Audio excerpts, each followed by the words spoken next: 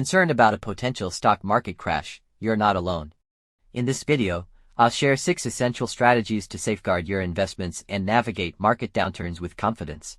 Section 1. Understanding market crash.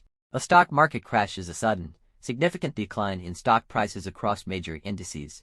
While unsettling, crashes are part of the economic cycle and have occurred throughout history. Section 2.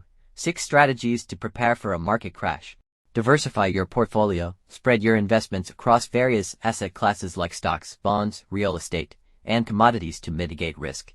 Maintain a cash reserve. Keeping cash on hand allows you to seize buying opportunities during market downturns. Invest in defensive stocks. Focus on sectors like healthcare, utilities, and consumer staples that tend to remain stable during economic downturns.